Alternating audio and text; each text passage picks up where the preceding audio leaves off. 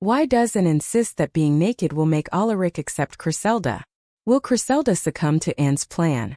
Amidst the complex relationships within the pack, what is the truth? If you want to know the secrets of Griselda and Alarick, don't forget to subscribe to our channel. Chapter 16. Anne, you must have said the word naked 100 times by now, I say. Now you're exaggerating, she tells me. Okay, maybe not 100 times, but at least 10 times you have mentioned the word naked. Why do you think that being naked will make Alarick accept me? You are his mate. When he'll see you naked, his inner wolf may come out and he might accept you. I roll my eyes after hearing Anne's ridiculous theory. No, I'm serious, she says convincingly. Why don't you try my method? It might work. I'm not going to be naked in front of Alarick, I say with determination. But, no buts, I conclude and exit my room to escape from Anne, but she follows behind me. It is night and I'm sitting at the doorsteps of the pack house watching the stars twinkle in the night sky because I'm not feeling sleepy. After his argument with Mr. Weston morning, Alarick had stormed out of the pack house and had gone somewhere. And he hasn't returned yet. I'm not worried about him getting attacked. No one in their right minds would think to attack one of the strongest alphas in the world. So, I'm not worried about Alarick being in danger. I am just angry with him for disrespecting his father by storming out of the pack house. He takes his father for granted. When Alarick will return, I'm going to give him a piece of my mind. He needs to learn to respect his father. He is the alpha, but that doesn't mean that he has the freedom to disrespect his father. He needs to truly learn how an alpha behaves. These are the matters concerning Alarick. Now let's come to his sister. Throughout the day, Anne had been pestering me to be naked in front of Alarick. She kept requesting, she kept begging, but I didn't listen to her. At the end of the day, she was really sad because I didn't give in to her wishes. I tried explaining to her that being naked in front of Alarick won't make him accept me, but she wasn't ready to listen. A familiar scent breaks my train of thoughts. When I look ahead of me, I see Alarick coming my way. When he reaches me, he asks, "What are you doing here?" "Waiting for you to grace me with your presence," I say sarcastically. He rolls his eyes. I stand up. "Where were you?" I ask him. "I don't need to answer you," he says with hatred. Before he can walk past me, I block his way. "You need to answer me. I am your mate," I say slowly so that my words may enter his head, and he may find it easy to understand. "Says who?" "Alarick, I don't know why you are denying me and I don't even care," I start to say. "But don't disrespect your father because of me. Now you will tell me what to do," he asks, becoming furious. "I can't even dare to tell you what to do because you happen to be one of the strongest alphas in the world and I just happen to be a mere beta," I speak, using the right words to bring down his anger. I don't want to argue with him because I know it will be useless. And I'm definitely not in the mood to argue with him in the middle of the night. I continue, "I am just requesting you to not disrespect your father. He doesn't deserve to be treated like the way you're treating him. He doesn't deserve to be taken for granted. Respect his opinions. It's not necessary for you to agree with him, but don't be disrespectful towards him. Don't you realize that he gets hurt whenever you are rude to him, argue with him or disrespect him?" I don't wait for him to speak. "You should consider yourself lucky that your father is alive. If my father was alive, then I wouldn't even think of disrespecting him." My voice cracks at the end of my speech at the mention of my father. I quickly turn around so that Alarick doesn't see the tear escaping from my eye. I quickly wipe that tear away. "There's dinner kept for you in the refrigerator," I inform him, my voice shaking a little. I further add, this time I didn't help Anne. I add the last part so that Alarick doesn't go to bed hungry thinking that I've helped and to prepare the food. I straightaway go to my room and lie on the bed, burying my face in the pillow. I'm trying so hard to not cry. I really miss my dad. I remember his every laugh and his every smile. And it pains me to know that his laughter won't echo in my ears anymore. I'm feeling sorry for my little sister because she shared very few moments with Dad. How I wish that he would be alive to see Christina speak her first word, to watch her first step, to see her walking for the first time. My heart aches even more to know that my father isn't alive, that he is dead and he won't ever come back. My heart aches knowing that I won't be able to run to him and tell him all my problems in the hope of getting my problems solved. He wasn't just my parent. He was my guardian angel. He was my problem solver.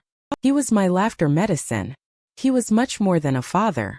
and the thought of never seeing him again makes me cry. Within minutes, my cries turn louder. I try to calm myself, but the tears don't stop. Suddenly, I find myself in someone's arms. My head is on his chest while his hands run on my back in a soothing manner, trying to calm me. I instantly stop crying when that person's scent hits my nostrils.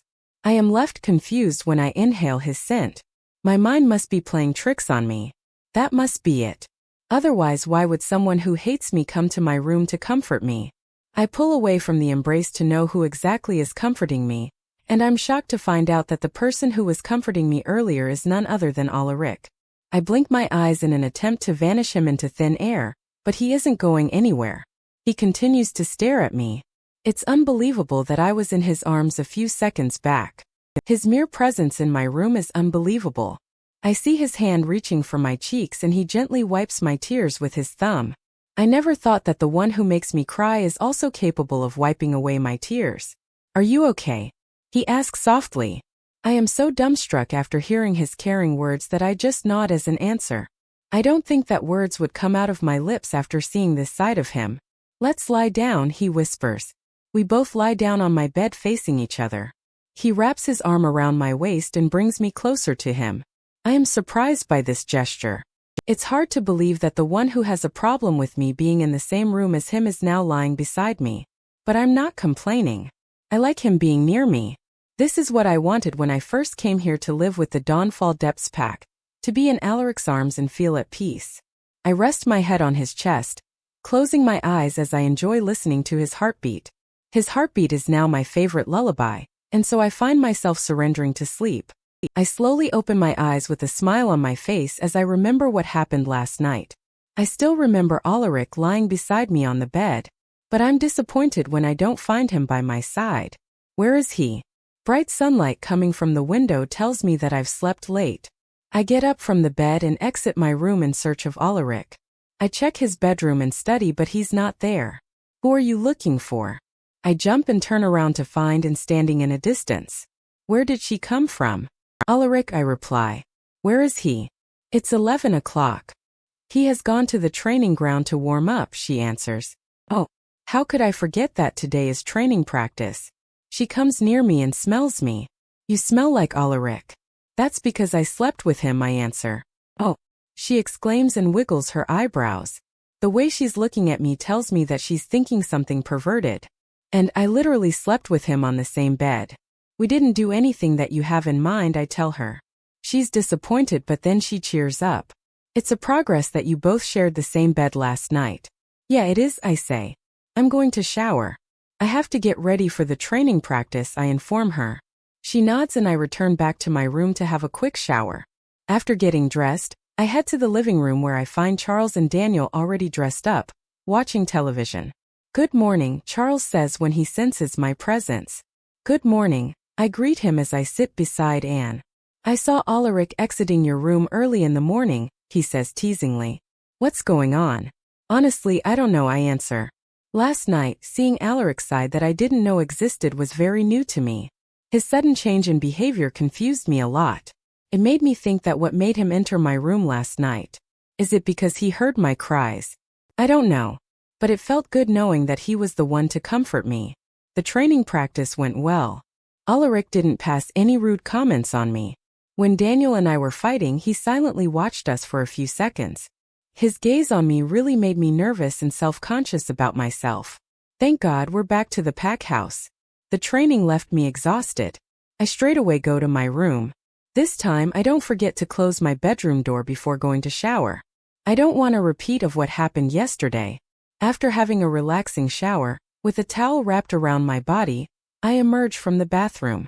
I go to get my backpack, but I'm shocked when I don't find it near the bed. I search the whole room, but still I don't find it. I try to recall where I kept my bag before going to shower. And then it suddenly clicks. I haven't misplaced my bag. It has been stolen. And I know who has stolen my backpack. And I shout at the top of my lungs. She wanted me to get naked in front of Alarick. I refused. And now my bag is missing. It's her doing. I didn't know that she would go to the extent of stealing my bag just to get me naked. After I had shouted her name, I had expected her to come running to my room, but she didn't. I know she's hiding from me. I'm going to find her and scold her. I go towards the bedroom door, open it slightly and peek outside. There's no one in sight. I quietly step out of my room, clutching my towel to myself as if my life depended on it. I can't even imagine if the towel falls accidentally and someone sees me naked. That would be really embarrassing. I swear I'm not going to leave, and for putting me in this awkward situation. Using my enhanced hearing, I try to hear for any sound in the pack house, but the only sound reaching to my ears is the heartbeat of just one person. Who could that person be? And where have others gone? I head to Anne's room in the hope of borrowing her clothes, since I can't be roaming around in the pack house in just a towel. When I reach her room and turn the knob, I find it locked. I know Anne has locked her room on purpose so that I can't get clothes to wear. But I'll show her that I can even survive without borrowing her clothes. I will borrow Charles' clothes instead. I go to his room. Just before my hand reaches for knob of the door, I debate with myself. Will it be a good idea to wear Charles's clothes? Will Alarick be jealous if he sees me in his beta's clothes? Well, I prefer Alarick seeing me in his beta's clothes rather than seeing me wrapped in a towel. I turn the knob and find it locked too. This can't happen, I say while violently turning the doorknob in frustration, and had it all planned out. She must have told Charles to lock his room so that I couldn't take his clothes to wear. What are you doing? I leave the doorknob when I hear that voice. I slowly turn towards the source of that voice and find Alarick standing in front of his room. How the hell did I forget that his room happens to be just beside Charles's room? So here it is. I'm standing partially naked in front of Alarick, just like in Wanted. I'm not going to leave her. Chapter 17. So now, I'm standing in front of Alarick in just a towel. What are you doing? His question roams in my head. Now how to answer that? Should I tell him the truth? Should I tell him that his darling sister put me in this situation? I am tempted to tell him that I like roaming around in a towel just to see his reaction, but I don't think it will be a good idea. I decide to tell him the truth. My clothes were in my backpack, and your sister has stolen my bag. She wasn't even kind enough to leave me my undergarments. Why would she steal your bag? Asks Alarick. Because she wanted me to be naked in front of you. I can't tell him that because I'll feel embarrassed. You can ask her when she comes back, I tell him. When she comes back? What do you mean? Confusion is clear on his face. She is not in the pack house. Even Charles and Daniel are not here. I inform him, recalling that I heard the heartbeat of only one person, and since Alarick is standing in front of me, that heartbeat belonged to him. Where are they? He questions. I wish I knew, I say. I expect him to say something, but he doesn't. Without saying anything to me, he goes inside his room. Did I say something wrong? Why did he go inside his room? I think he doesn't want to talk to me. Disappointed, I head to my room. I sit on my bed. I think I'll be staying in the towel for the rest of the day. After a few minutes, Alarick enters my room with clothes in his hands. You can wear these, he says as he places the neatly folded clothes beside me. Before I can process everything, he exits my room. I continue to look at the clothes. Did Alarick just lend me his clothes? I think he did. I should thank him. That's the least I can do. It's amusing that he's providing me clothes when his sister is the one who has stolen mine. I take the clothes and wear them. Alarick's t-shirt is loose on me and his shorts reach my knees. I'm actually feeling kind of weird wearing his clothes with no undergarments. But I guess having clothes on is better than having no clothes on. I head towards his room. When I open his door, I find the room empty. Where is he? I hear for his heartbeat and find it coming from his study. I proceed towards his study. Before going in, I knock at his door, announcing my arrival. When I enter his room, I see papers on his desk and find him reading with concentration. I start to say, I want to thank you for lending me your clothes. He looks up from the papers at me and nods slightly.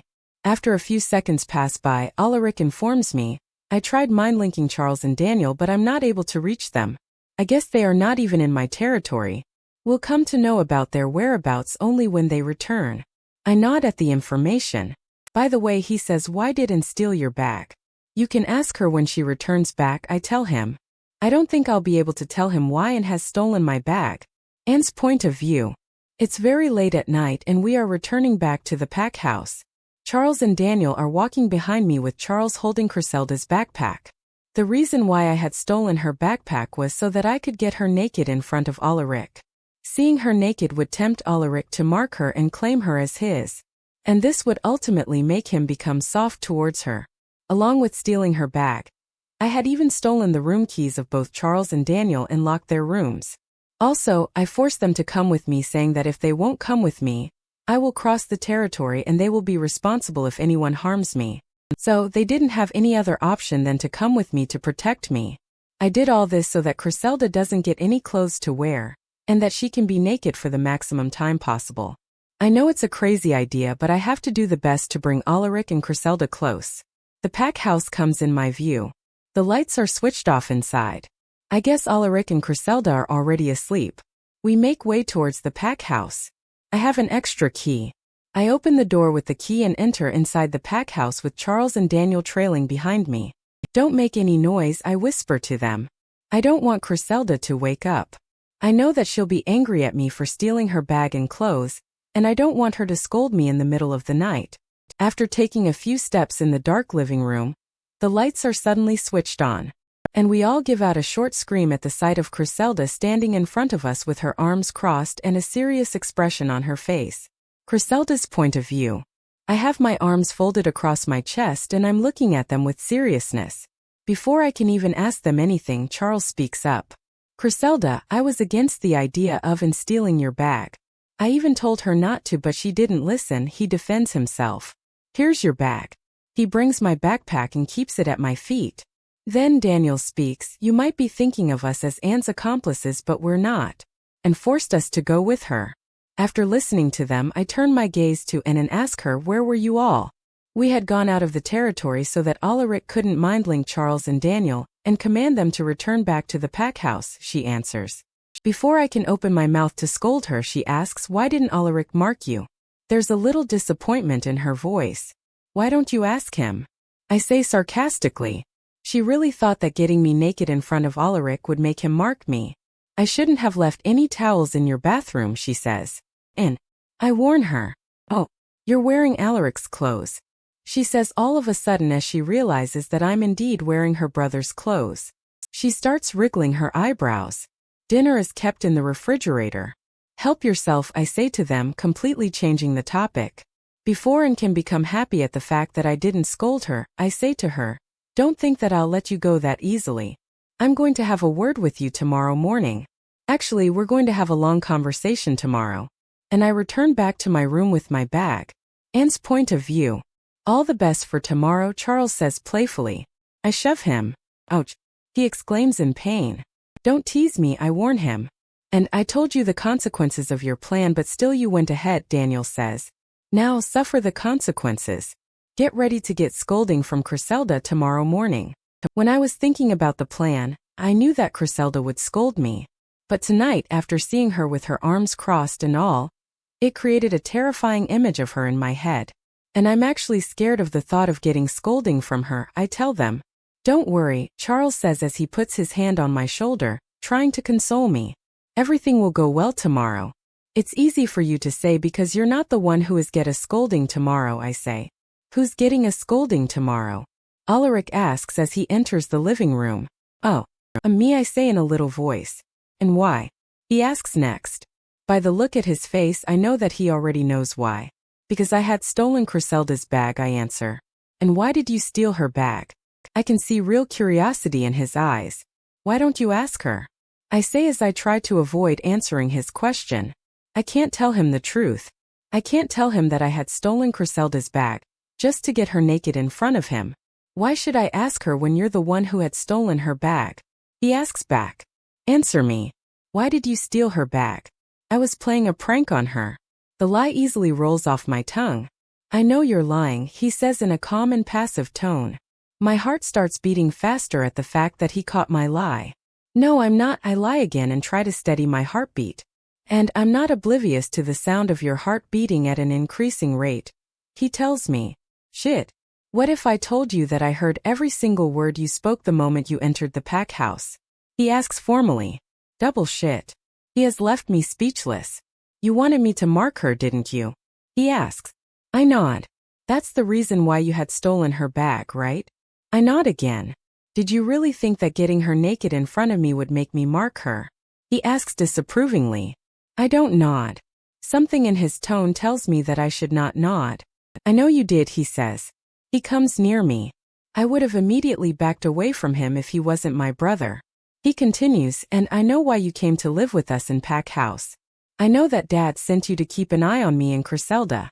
I know he sent you to make sure that I don't kick her out of the Pack House. I know he sent you so that you both can conspire how you can bring me and Griselda close. Am I right? He raises his voice at the last part, which makes me flinch along with Charles and Daniel. Alarick, keep your voice down. Griselda will wake up. Daniel advises him. Griselda is already awake. She's in her room listening to us. Alarick says loudly. And my brother lowers his voice a little. I don't want to see you in the Pack House tomorrow. I want you out. Chapter 18, Griselda's point of view. And I hear Alarick say, I don't want to see you in the Pack House tomorrow. I want you out. The moment I hear his words, I rush out of my room. In the way, I come across Alarick, who's glaring at me. Where is the Alarick who lent me his clothes this afternoon? He gets inside his room while I head to the living room. The living room is in silence when I enter. I go to Anne and find that her eyes are glossy. Are you okay? I ask. Yeah, she replies. I'm going to my room, she informs me. I follow her to her room to make sure that she's really fine. I find her packing. Why are you packing? I ask. She explains, I'm packing now so that I can leave the Pack House early tomorrow. I know Alarick very well. He would want me to get out of the Pack House as soon as possible. You're not going anywhere, I say firmly. But Alarick said, forget what Alarick said. Don't pack. You're not going anywhere tomorrow, I say. Good night, I conclude and exit her room. I really think that I should go, and says, getting worried. She's referring to leaving the Pack House. We are currently in the kitchen, watching Charles and Daniel preparing breakfast. I would have prepared the breakfast myself, but then Alarick wouldn't eat it. And you don't need to go, I tell her. Alarick will be angry if he sees that I'm still here. Is there any time when he's not angry? I ask her. Charles and Daniel chuckle. And you're worrying too much. You need to relax. How can I relax when I know that Alarick will be angry when he sees me? You're acting as if it's a big deal, I tell her. It's a big deal. He told me to leave the Pack House. My presence here is a clear message that I'm disobeying my alpha. He also happens to be your brother, and there's no harm in disobeying your brother once in a while, I say. Charles and Daniel again chuckle. And have you forgotten what I told you last night? We all turn our heads to face Alarick, who is standing in the doorway of the kitchen. And he's angry as usual. She remembers each and every rude word that you said to her last night. I say to him as I cross my arms.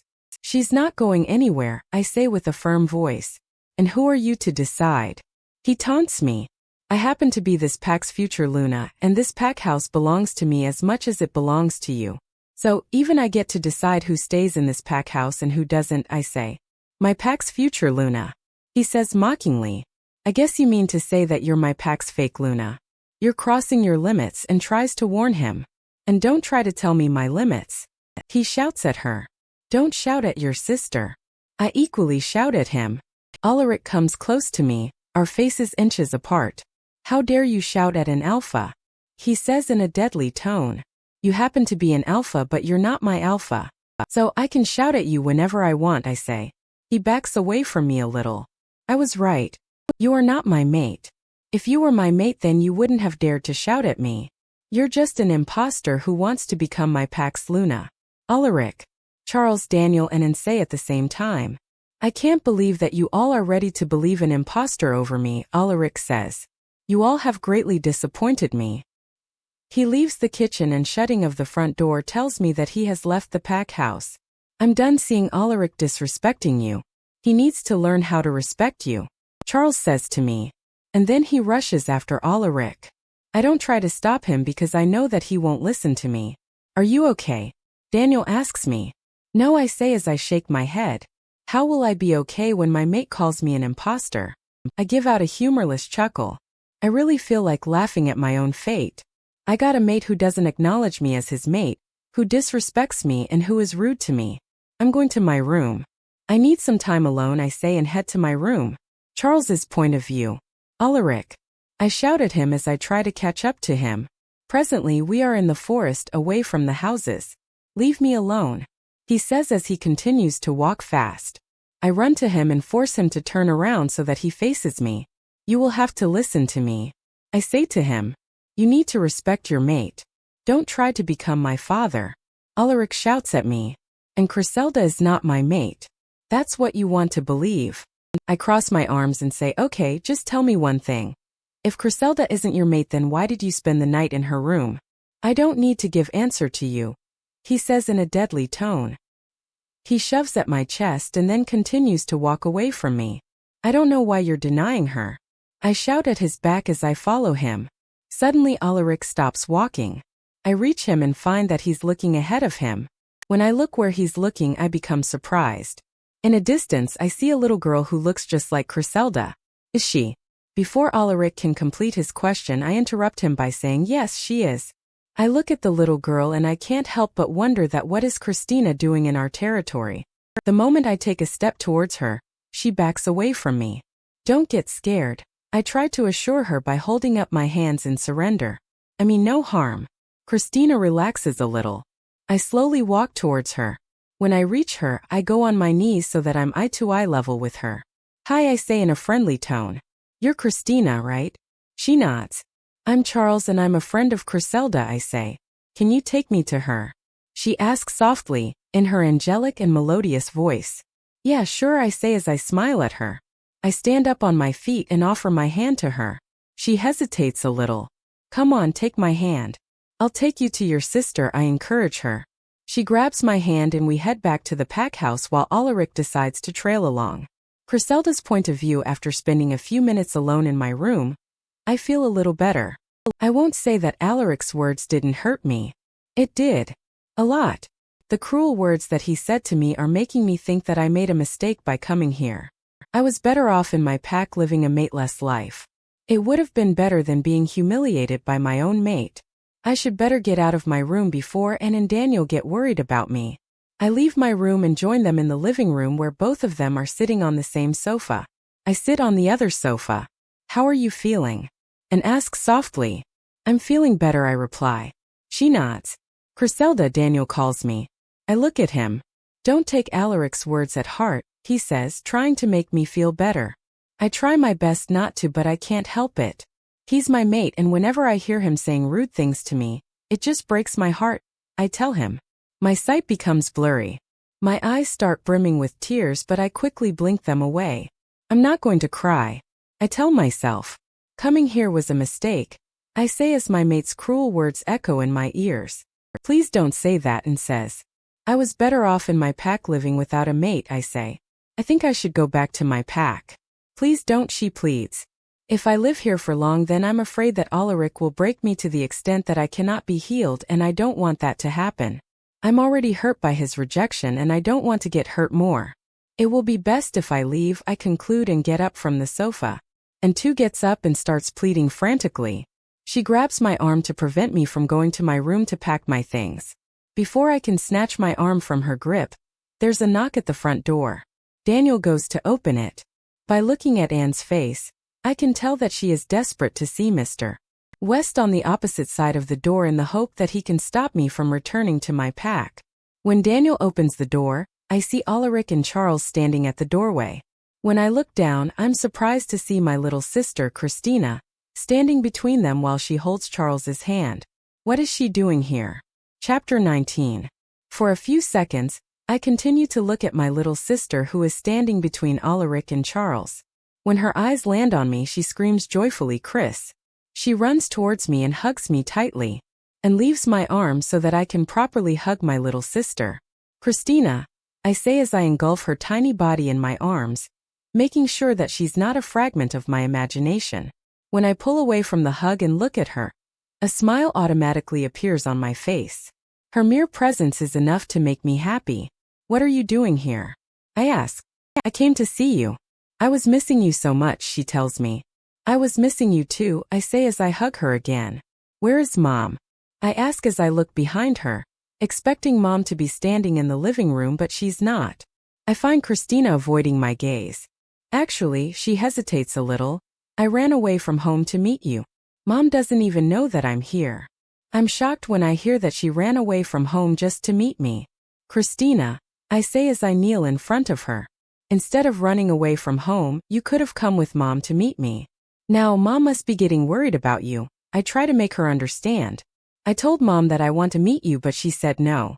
So, I had no option other than running away from home to meet you, she tells me. After hearing Christina, I am left confused. Why would Mom say no to her regarding meeting me? I make her sit on the sofa and tell her I'm going to be back within a minute. I proceed to my room. I take out my cell phone from my backpack and immediately dial Mom's number. When she picks up, she sounds worried. Christina has gone somewhere, Griselda. I don't know what to do. She sounds as if she's going to cry any minute now. Mom, don't worry. Christina is here with me, I inform her. I should have known, she says. I can hear realization in her voice. Griselda, I'll be there within 10 minutes. I'll be waiting for you, I say. I need to have a conversation with you anyway. She ends the call and I go back to the living room where I find everyone, except Alarick, sitting in silence. Where is Alarick? I ask. He left the pack house when you went to your room, Charles answers. I go and sit beside my sister. Mom is on her way to here, I inform her. Chris, please don't let Mom scold me, she begs. I can't promise you that, Christina, I say. Please. She drags the word while making her eyes big, making her look really cute and innocent. Her innocence always makes me give in to her wishes. I agree. Yeah. She exclaims cheerfully. I love you. She hugs me. I love you too, I say while patting her back. When Mom steps foot in the pack house, she immediately goes to Christina and hugs her. I was so worried about you, Mom says to her, feeling relieved to see her safe and sound. When Mom pulls away from their embrace, she says, promise me that you will never run away from home ever again. I promise, Christina replies, and they embrace again. The sight of them hugging each other just warms my heart. Someone clears their throat, and it's only when I look at the source of that sound that I realize that Mom didn't come here alone. A smile appears on my face when I look at the person who accompanied Mom to the pack house. Matt. I exclaim with joy as I run towards him to give him a hug. I engulf him in my arms and then pull away as I grab his shoulders. It's so nice to see you. What are you doing here? I ask him. I came to know that your mother was coming here to get Christina. So, I thought to tag along because I wanted to see you, he answers. So how are you? He asks. I don't answer immediately because I'm thinking whether to tell him the truth about feeling terrible upon being called an imposter by my mate, or tell him a lie about living here happily. I settle on saying I'll tell you soon. He gives me a confused look before his gaze goes behind me and I see his eyes go wide. When I turn around, I find that Matt is staring at Anne. The way he is looking at her tells me that he has found his mate. But Anne isn't aware that she happens to be his mate because she's yet to turn 18. And it's only when a wolf turns 18 that he or she is able to recognize his or her mate. As I look at Matt again, I can tell that he is resisting the urge to run to Anne, hug her and tell her that she belongs to him. I look at others present in the living room. They are completely oblivious to his emotions. Well, I don't blame them since he is doing a good job at hiding his emotions. If I wasn't his friend, then I wouldn't have been able to tell that he has found his mate. So, as I happen to be a good friend of his, I take the initiative to introduce them. Guys, I call to the attention of Charles, Daniel and Anne. I gesture towards Matt and tell them this is Matthew Hale, my alpha and a very good friend of mine. I feel proud after introducing my alpha. I then introduce Charles, Daniel and Anne to Matt. I can't help but notice the smile on Matt's face when he comes to know the name of his mate. And I'm feeling happy to see him happy. Griselda, Mom calls me to get my attention. I turn my head in her direction. She continues, I need to have a word with you. I need to have a word with you too, I say. Come with me. I lead her to my bedroom. When we get inside the room, I close the door to have some kind of privacy. I know that the people present in the living room will be able to hear my and Mom's conversation, but I hope that the sound of the closing of my bedroom door will indicate that I want privacy, and I hope they respect my privacy and not eavesdrop on my conversation. Mom sits on my bed while I stand in front of her, waiting for her to speak. Matthew told me that the alpha of this pack is your mate, she says. How much did Matt tell you? I ask her. He told me that your mate is denying you, she answers. Is it true? Yes. She looks shocked after hearing me. She says, when Matthew told me that your mate is denying you, I wasn't ready to believe him, but I guess what he told me is true. Unfortunately, it is, I say. Why is your mate denying you? I wish I knew. Didn't you try asking him? As if he'll tell me. Matthew told me that once you came here to meet your mate and he denied you. If your mate had already denied you, then why did you even come here to live with him in the first place? She asks. Actually, when I think about it, I don't even know why I came to live here in the first place. Is it because Mr. West was able to convince me to live with his pack? I had a little hope left in me that living with Alarick would make him accept me. I thought he would change. I trail off. Did he? Mom asks. I give out a humorless chuckle. No, I don't think he'll ever change. Then what's the point in living with him? Why don't you come with us back to our pack? She asks. I'll regret if I stay here for long, but I'll regret even more if I return to my pack without knowing why my mate is denying me, I tell her. So you're going to stay here until you come to know why your mate is denying you? Yes, I answer. Are you sure of your decision? She asks. Yeah. Again, silence falls in the room. Mom, can I ask you something? Go ahead, she says. Christina told me that she wanted to meet me, but you said no. Why did you say no? I said no to Christina because Matthew had announced to our pack that you'll be living with the Dawnfall Depths pack for a while to learn some of their defensive skills. So, I thought that there was no need for Christina to meet you since you had come here for official work, she says. She continues, but I didn't know that Matthew was making all that up just so that he could hide the fact that your mate is denying you. I only came to know about the truth today when I reached the pack house to inform Matthew that Christina was missing so that he could send the patrol team in search for her. When I got a call from you informing me that Christina was with you, I was relieved and told the news to Matthew. I told him to inform Alpha Alarick that I'll be entering his territory within minutes to get my younger daughter. Matthew did inform him. Matthew also said that he'll come with me. Just before leaving the pack house, Matthew just told me the truth about your mate denying you. I don't know why Matthew decided to tell me the truth all of a sudden, but he did. I didn't ask him any questions because I wanted to get to Christina as soon as possible. So he came with me here. And you know the rest, she concludes. After processing her words, I say, okay. After a moment of silence, Mom says to me, I think we should get back to the living room. I nod and exit my room with Mom trailing behind me. When we reach the living room, I am amused at the sight before me. I find that Charles, Daniel, and Matthew and Christina, all of them watching a Disney movie on the television with so much of interest that they don't even notice my and Mom's presence. Guys, I call for their attention. They all turn their heads away from the television towards me. When did you come to the living room? Matt asks me. When your eyes were glued to the television screen, I answer. By the way, it's amusing to watch an alpha, beta, and gamma, the three most powerful werewolves a pack can have, sitting together and watching a Disney movie, I say teasingly. Christina is making us watch the movie, Matt says in his defense. I laugh. I know. Alpha Matthew, Mom says to Matt. I think we should return to our pack. Before returning to our pack, I would like to talk to Griselda, Matt says, and then turns to me. Okay. Come with me, I say, and return my room with Matt following behind me. We both enter my room and he closes the door behind him. He goes on to sit on my bed, patting the place beside him, gesturing for me to sit. I comply with his wish. So, he says, dragging the word as he's uncertain of what he should say to me. How are you? He asks. I give out a humorless chuckle. I'm definitely not okay because my mate called me an imposter today. Do you want me to tell the truth or should I lie? I ask. Is the truth really that bad that you need to lie? Chapter 20. Is the truth really that bad that you need to lie? Matt asks me. I sigh.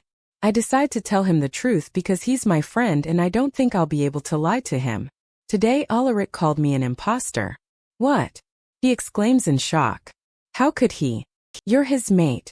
He doesn't think so, I say. If he doesn't respect you, then why are you even staying here? Come with me back to our pack. I knew you would say that. That's the reason why I didn't want to tell you the truth in the first place. Matt stands up and says, Alarick doesn't deserve you. Come with me. He'll only realize what he has lost when you're gone. Matt, I have made up my mind. I'm not going to return to my pack until, and unless I know why Alarick is denying me, I say. When will he tell you the reason? He won't tell me. I'll have to find out myself. How long will it take for you to find out? I don't know. Matt sits beside me again. Griselda, Joshua is conspiring something against you. If you don't return to our pack within a few days, then I'm afraid that he'll do something drastic, he says, trying to make me understand.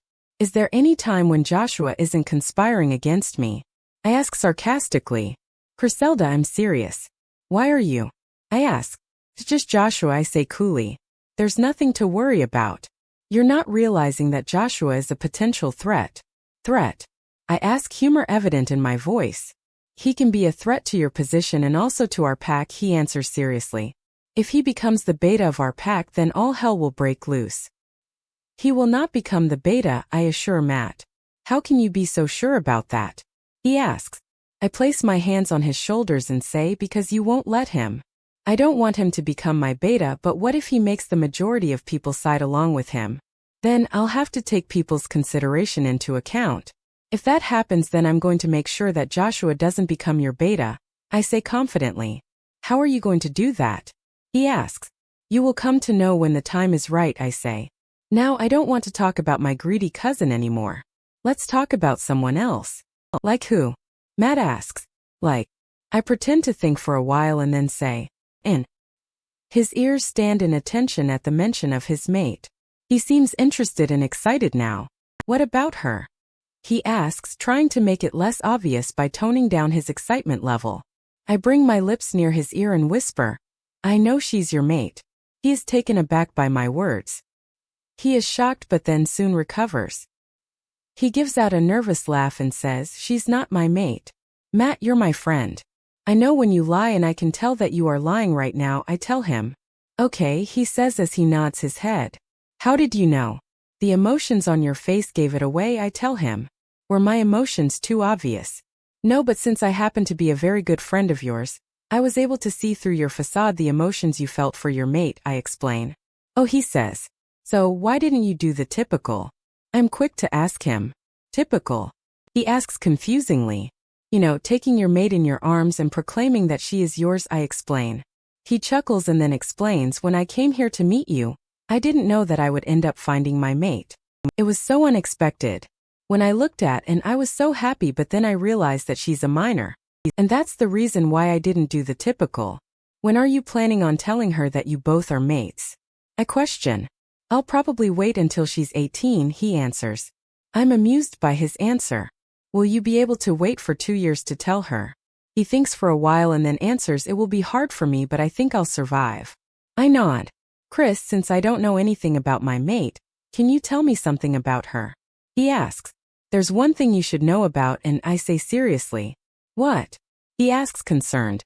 That she's crazy. I tell him. Don't call my mate crazy, he says a little defensively. You have no idea what Anne did to me yesterday. What did she do?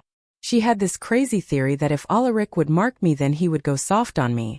So yesterday, she had stolen my clothes thinking that when her brother would see me naked, he would mark me. But nothing like that happened. Her plan backfired, I tell him. When you say naked, do you mean stark naked? He asks for clarification. I had a towel wrapped around my body, I inform him. If Alarick would have seen you stark naked, then he would have definitely marked you. Matt, don't try to justify Anne's actions.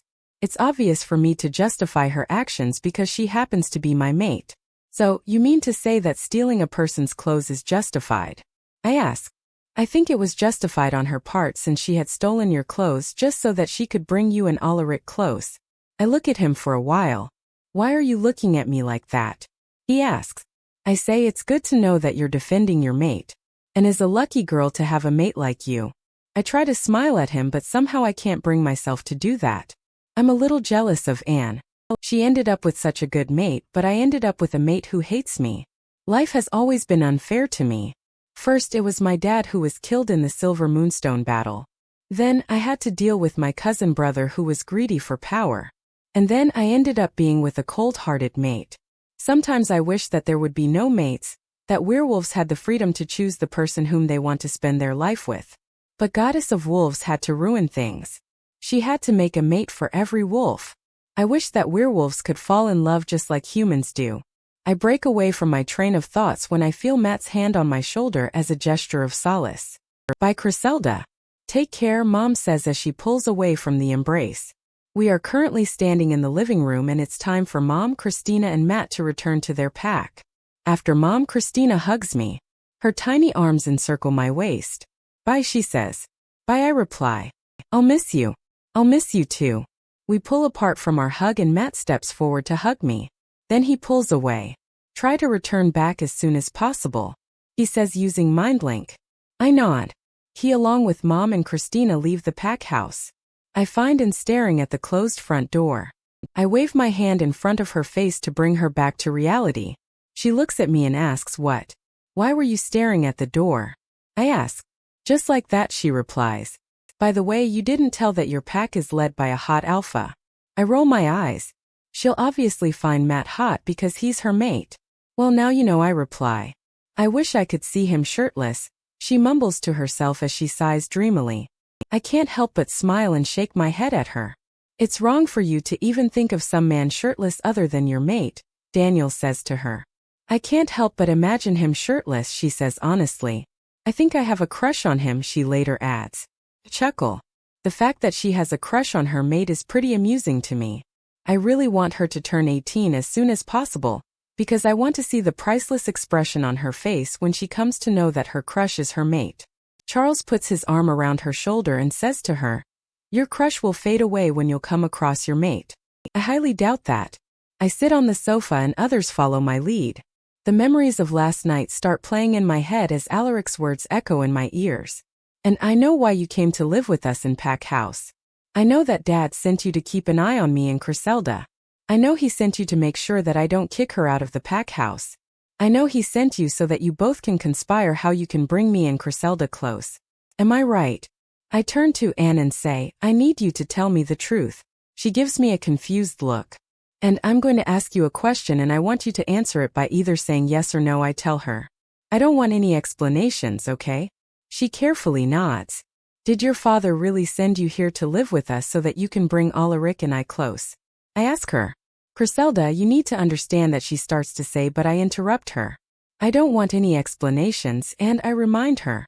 Just answer by saying either yes or no. She takes a deep breath and then answers yes. I stand up on my feet. And take me to your father, I tell her. I need to talk to him. Are you angry at him for sending me here to live with you all?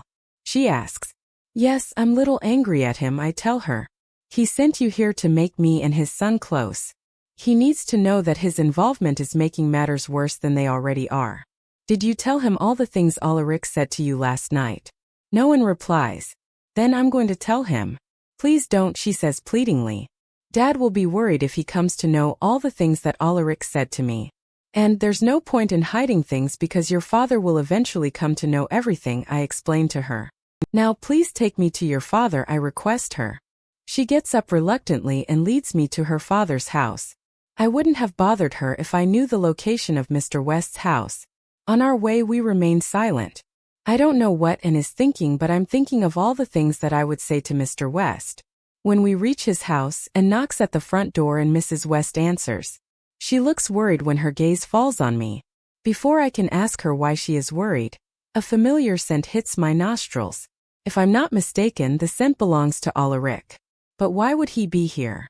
Soon, my doubt is confirmed when I hear him shouting at his father from one of the rooms in the house. Chapter 21. I walk past Mrs. West and inside the house. I go closer to the room where the shouting is coming from. When I reach the room, I find that its door is closed. Dad, stay out of it. I hear Alarick say in his deadly voice before I hear his footsteps. He opens the door and when his gaze falls on me, he snidely remarks, I'm glad you haven't lost your habit of eavesdropping. Alarick. Mr. West warns from behind. Alarick doesn't say anything and just walks past me. The banging of the front door indicates his departure from the house. How much have you heard? Mr. West asks as he walks towards me. I can sense that he's worried about all things I might have heard. Dad, stay out of it, I quote Alarick's exact words. That's all I've heard. He looks relieved. What are you doing here? He asks confused. I'm here to talk to you about certain things, I say seriously. Like, I know that you sent and to live in the pack house to bring me and Alarick close, I tell him. Are you here to tell me to stay away from the matters concerning my son and you? Yes. Your involvement has made matters worse. Do you know what your son said to Anne last night? I ask. I know. He told me everything. And is not going to stay with you all any longer. She's coming back to this house today. I can tolerate Alarick being rude to me, but I can't tolerate him being rude to my daughter, mister. West says, I'm not going anywhere, and says suddenly appearing out from nowhere. Was she eavesdropping on our conversation? Mrs. West comes trailing after her and continues, I want to stay in the pack house. And you're not going to stay in the pack house, Mr. West says strictly. But my decision is final, Mr. West concludes. He turns to Mrs. West and says, go with Griselda to the pack house and bring Anne's things back. Okay, Mrs. West replies. Can't I even go to the pack house to bring back my own things? And tries to argue back. Mr. West turns to his daughter and says in a warning tone, you are going to stay here. His words silence Anne. Mr. West goes back inside the room. I place my hands on Anne's shoulders and tell her, Anne, it will be best if you stay here. Even I don't like it when Alarick is rude to you. Before she can open her mouth to say something, I stop her. Take care, I say while giving her an assuring smile. Mrs. West and I exit the house and head back to the pack house. When I knock at the front door, Charles answers. Where is Anne? He asks. She's back at her home, I reply as I get inside the pack house. I lead Mrs. West to Anne's room and help her pack her daughter's things. How long were Mr. West and Alarick arguing? I ask her. At first, they were just talking, but then, their conversation turned into arguments and shoutings eventually followed. All this happened within the span of an hour, she tells me. Didn't you try to stop their arguments? Griselda, they are not kids that they need someone to stop their arguments. They are mature enough to solve their own problems and arguments. I don't say much after that. After making sure that all of Anne's things are packed, Mrs. West takes Anne's backpack and we both exit the room. When we enter the living room, Charles's gaze falls on Anne's bag, and that's enough to tell him that Anne is not going to stay with us anymore. When Mrs. West departs from the pack house, Charles confirms so, Anne is not going to stay with us in the pack house. Yeah, I reply as I sit on the sofa. Alarick got what he wanted. What happened when you went to Mr. West's house? Asks Daniel as he goes on to sit on the other sofa with Charles. A lot of things, I start to say. Guess who else was present there? Who? Both Charles and Daniel ask. Alarick, I answer. And I proceed to tell them everything that happened at Mr. West's house. That's the reason why Alarick was angry when he returned back here. Daniel says as realization crosses his face. Alarick is here. I ask surprised. Yeah. He is in his study, he replies. Does he like spending his time in his study, or is it because of me that he prefers to stay in his study? I ask. He is dedicated towards his pack. That's the reason why he spends most of his time in his study, thinking about the welfare of his pack. But I'm going to be honest with you. Daniel pauses and then continues, he has started spending more time in his study since you came here. I nod at his statement because I know it's true. We all remain silent for a while, each one deep in thought. It's been 5 days since I came to live here in the pack house. I've just got 2 more days to find out the reason why my mate is denying me. I stand up on my feet. Charles and Daniel are surprised to see me standing suddenly. I have decided that I'm going to head to Alarick's study right now. And I'm going to make him tell me the reason of why he's denying me. Not giving myself time to overthink about my decision, I barge into his study and close the door behind me. He looks up from his desk at me with a look of irritation on his face. Haven't you heard of knocking? He asks. I have, but I just wanted to annoy you. That's the reason why I entered your study without knocking, I say. You shouldn't have bothered yourself by coming in my study just to annoy me. Your mere presence has been annoying me since you came to live here, he replies. I know, I say. And that's why I'm here to make a deal with you which will be beneficial to you. What deal? He asks. He seems curious and confused at the same time. I walk towards his desk and place my hands on it. Looking in his cold blue eyes, I say, I know my presence annoys the hell out of you. So, I'm ready to return to my pack right now if you truthfully tell me the reason why you're denying me. Thank you for watching. If you enjoyed today's story, please subscribe to our channel, turn on notifications, and never miss an update.